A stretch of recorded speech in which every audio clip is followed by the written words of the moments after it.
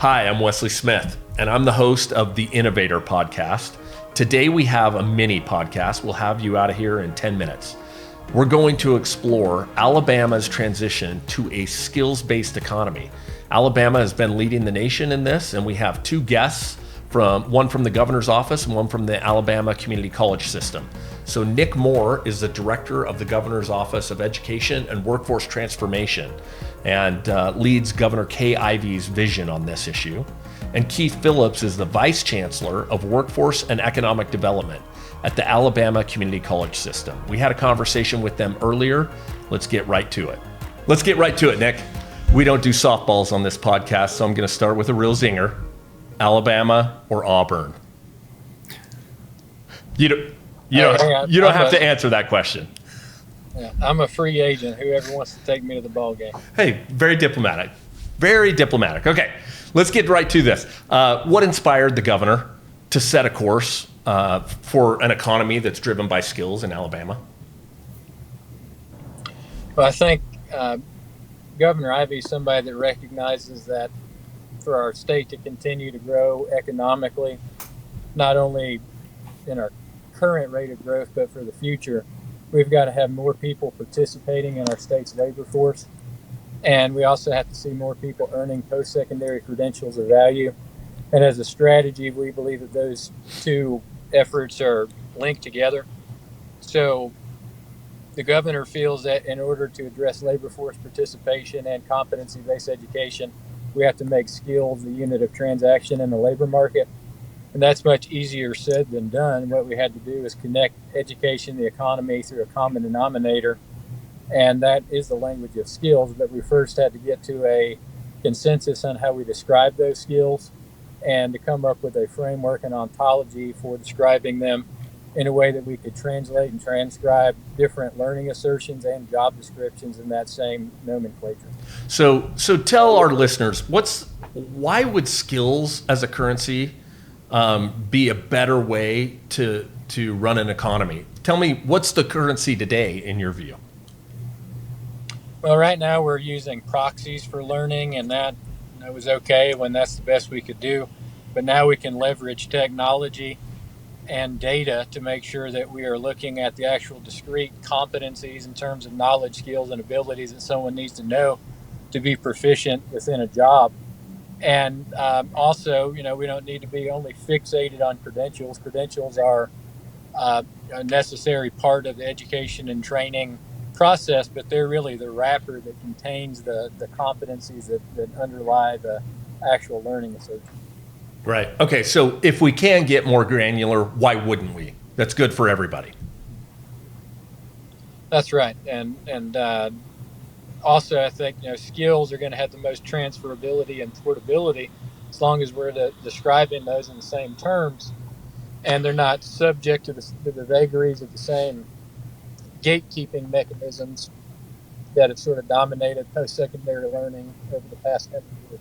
Okay. All right. Now, a key part of this transition to a competency and skills-based economy in Alabama is what Alabama's called the talent triad. Can you explain the talent triad for listeners? Be happy to. So the talent triad is the nation's first full-scale talent development system that connects the supply and the demand side of the labor market by first generating a market where skills can be transacted, connecting individual job seekers and students to employers. And there's three solutions: a skills-based job description generator that allows an employer to customize qualifications frameworks that we consider to be the DNA of our state's in-demand job; a learning and employment record that's a verified digital wallet that allows somebody to take all of their time and credit-based learning assertions, whether that's a college or high school transcript, joint service transcript from the military, or self-attested competencies, and also interoperating with other learning and job board platforms like Indeed or LinkedIn, so that someone has a comprehensive learner record that can then be matched up with recommended learning opportunities or job descriptions. And then the third part of it, why we call it Triad, is the credential registry that helps us to make known and transparent all of the thousands of credentials available in Alabama. We want to make sure that the credentials people are earning are indeed aligned to an in-demand job, providing skills that help somebody to advance through a dynamic career pathway and that help someone achieve self-sufficiency. Okay. So the first tool is geared towards employers to help them with their JDs, so they can write in kind of a new language to them instead of, proxies for qualifications. They can get right into the skills. Is that right? That's right. It's meant to help take out of the sort of layers of intermediaries and just connect employers directly to students and job seekers with skills as the unit of transaction. Yeah, great. Okay, Keith, we want to get your insight here. So I would say that Alabama is one of the most forward-thinking states on this skills-based, competency-based economy. Tell us if Alabama is hopeful to stay, in a leadership position around the nation on this, what needs to happen next to keep Alabama in the front of the pack?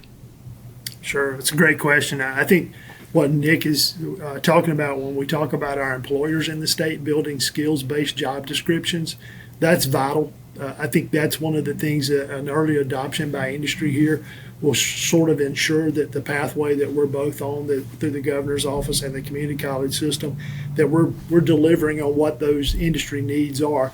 For instance, recently I was visiting with a particular industry sector in the state, and they were talking about the difficulty they had in recruiting or hiring people into certain positions. And I said, let's look at your job description. So the first thing that the job description indicated was a minimum education of a high school diploma or GED and preferred bachelor's. Well, that misses the mark completely. If we can get to the skill level of what these employers need, and as Nick says, maybe it's the credential that's kind of the nice, neat wrapper that kind of indicates what those skills are. If we can get to that level of conversation with our industry partners, and they will hire based on that as an institution that provides workforce training and career technical education, we can get a lot better at how we build courses to make sure we're hitting the mark of industry. So I think that is a major thing that we have to look at as full adoption by our industry partners to hire based on skill.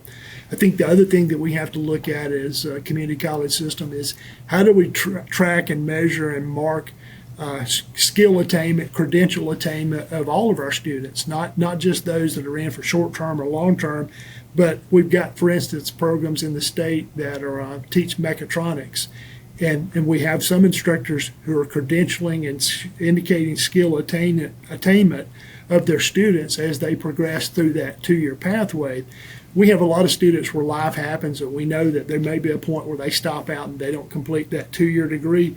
But for us, as a college system, we've created value for that individual. And if the state and our employers move toward this skill-based hiring job description, then those individuals, even the ones that don't complete, they will still have obtained a level of skill that means better employment and employability outcomes. Right. All this together really is going to make us a more complete workforce training entity in the state for both employers but also for our students. Keith, now you're speaking our language, all about value for students. Absolutely. Yeah. Nick talked about portability, it's stackability and portability also. Right. Well, this gives our listeners a really good overview of the work that's going on in Alabama. We're looking forward to supporting the work that you're doing, and couldn't agree more on the critical nature of employers engaging in this work as well. So you can count on the President's Forum driving towards skills and competencies as well as employer engagement moving forward. Thank you, gentlemen, for joining the Innovator today. Have a good day. Thank you. Thank you. For our listeners, you can learn more about the Alabama Talent Triad by visiting alabamaworks.com or talentplaybook.org. And stay tuned to the Innovator Podcast. We'll explore the ever-evolving landscape of higher education. Thanks for joining us today.